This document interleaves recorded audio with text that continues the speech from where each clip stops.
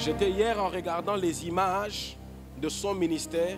Je me disais que Dieu nous a bénis avec l'apôtre Léopold afin de briser en nous les complexes d'infériorité constatés par rapport aux nations anglaises. Amen. Et de voir qu'en Afrique francophone, Dieu peut élever un homme à lui tout seul qui peut porter l'étendard de l'évangile et montrer que même chez les francophones, il est possible de réussir. Alléluia. Est-ce que quelqu'un peut dire Amen? Est-ce que quelqu'un peut dire Amen? Quand vous regardez son ministère, vous vous dites, même chez les francophones, où on ne croyait pas que quelqu'un peut avoir une méga église, c'est possible. Quand j'ai vu ces rencontres, vous vous imaginez que dans un culte de dimanche qui n'est pas une convention, naturellement, 50 000 personnes peuvent venir dans un culte. Cependant, il y a des gens, lorsque tu as réuni 100 personnes dans les cultes, ces jours-là, tu vas organiser une fête avec les anciens parce que les 100 personnes sont venues. Mais un ministère comme celui-ci, il est rare dans notre pays. Et c'est la première fois que Dieu fait une chose comme celle-ci dans notre pays. Et l'homme de Dieu, l'apôtre Léopold, est une prophétie vivante qui annonce ce qui va advenir de l'église du Congo dans les jours qui viennent.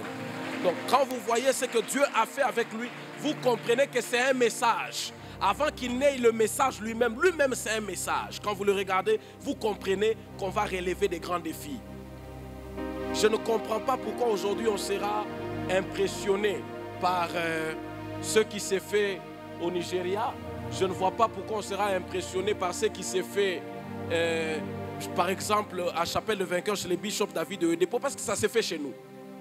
Mais par la grâce de Dieu, nous n'avons pas à prendre un billet pour aller à Kin.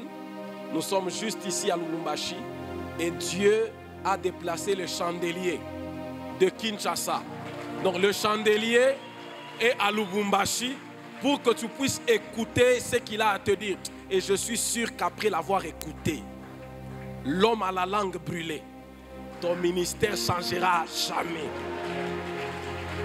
Papa, nous sommes fiers de vous avoir parmi nous. Nous sommes fiers de vous avoir comme père dans ce pays. Nous sommes fiers de ce que vous représentez pour l'évangile. Et notre prière, c'est que Dieu continue à vous garder et que vous demeuriez pour nous une grande bénédiction telle que vous l'êtes. Vous pouvez constater, même par leurs acclamations, que ce peuple vous aime énormément, qu'ils sont fiers de vivre dans la génération où l'apôtre Léopold est en train de vivre. Il y en a qui ont vécu du temps de Paul, qui ont vécu du temps de Pierre. Nous, aujourd'hui, nous vivons du temps de l'apôtre Léopold Mutombo Kalongo. Alors, pendant que l'apôtre est en train de s'avancer et qu'il est en train de prendre son micro, est-ce qu'on peut se tenir debout, acclamer le Seigneur et honorer son Dieu pendant qu'il monte?